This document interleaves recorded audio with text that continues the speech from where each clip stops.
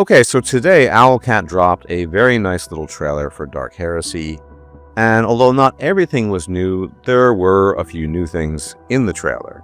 Now, first off, I really like the narrator in the trailer, who I suspect is the same voice actor who voice acts Abelard. I can't be entirely sure, but I was pretty interested in finding out more about the guy, and so I did some research, I looked at some of his videos, and the man has a tremendous range. So if you think his voice in Abelard is sort of his voice and the only thing he can do a whole bunch of other voices.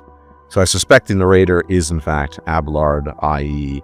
Ian the Brit, so to speak. But anyway, as the narrator states, right off the bat, Dark Heresy is going to be a very different game from Rogue Trader, as indicated in the video. And I think it's quite interesting because there's a contrast between what's happening in the 40k universe, what Owlcat is doing, and what happened in the Pathfinder universe. In Pathfinder, it's almost like a promotion, right? In Kingmaker, you become the ruler of a kingdom, you're a big shot, you're trying to call the shots, you're doing this and that. It's a powerful position. In Wrath of the Righteous, you effectively become a demigod and maybe even a deity at some point in time, right? And so it's basically power and then even more power.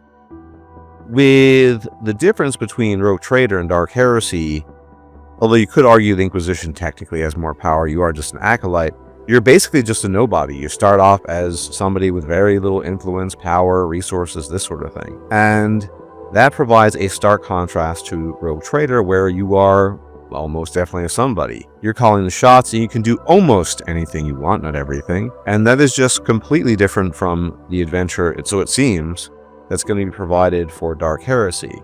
And I, for one, welcome the change. I have to say, I didn't really enjoy, during the Wrath of the Righteous era, the From the Ashes DLC or the Lord of Nothing, because I felt the depowering that took place there, especially in From the Ashes, was just too extreme, playing nothing but peasants.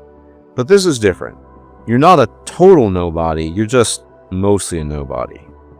And it's going to be basically a detective story, which is really cool, because how often do you get detective stories encapsulated within an RPG, or a CRPG to be even more specific? Almost never. Now, in addition to this stuff, we do see a couple of new screenshots, a couple of things that have not been shown to us before.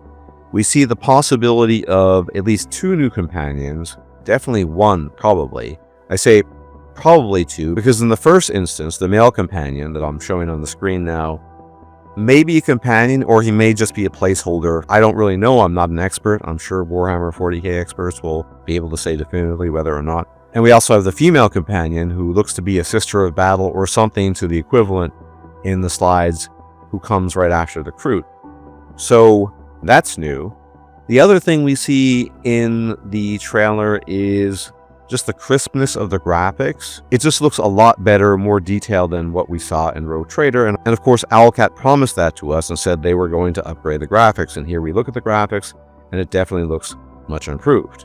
And of course, we are given a major hint in this trailer, namely the relationship between the Tyrant Star, this dark entity perhaps that destroys and devours planets, and the Night Lords.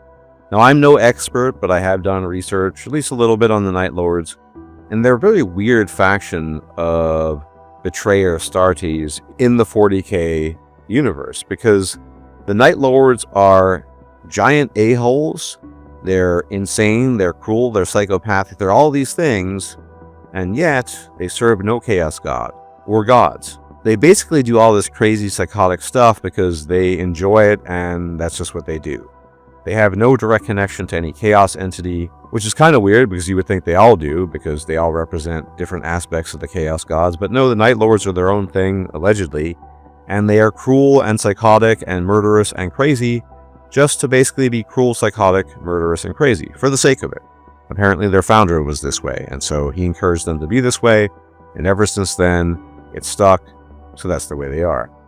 And that's going to be an interesting mystery in and of itself. So not too much provided in this trailer, although I'm sure I missed some details, but a couple of new things, including potentially 2 new companions that we've not seen yet or discussed, the better graphics, the obvious indication that you are a nobody. We kind of knew that already, but at least we're being told that directly now.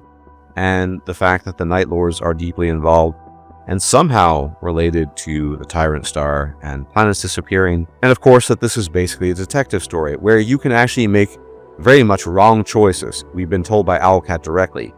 You can completely botch investigations and get everything wrong, and there will be consequences that you will find out later, which is interesting.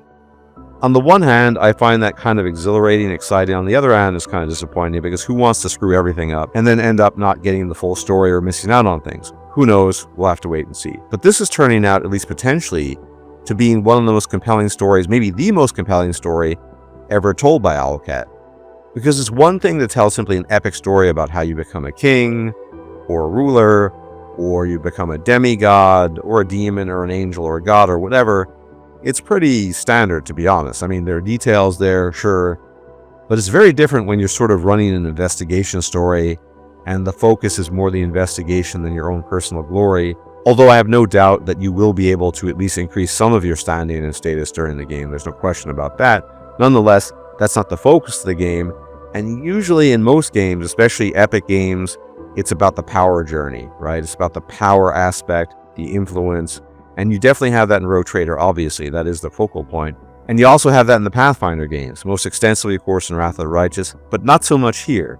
So it shows that Owlcat is willing to take risks and try something different for once, which I appreciate. And I am super, super excited for this game. Probably more for this game than any other thing coming out in the next year or two. So I'm looking forward to it, and I will be covering it to the best of my ability. I'm no Warhammer expert. I am learning as time goes on. But I have grown to appreciate the setting, and it's all because of Rogue Trader. So praise be to the Emperor, I guess. And as always, thank you for tuning in. And if you like my content and you like my videos and takes, you can leave a like, comment, share, and subscribe. It's much appreciated, as it really helps out the channel. And I'll check y'all next time. You take care.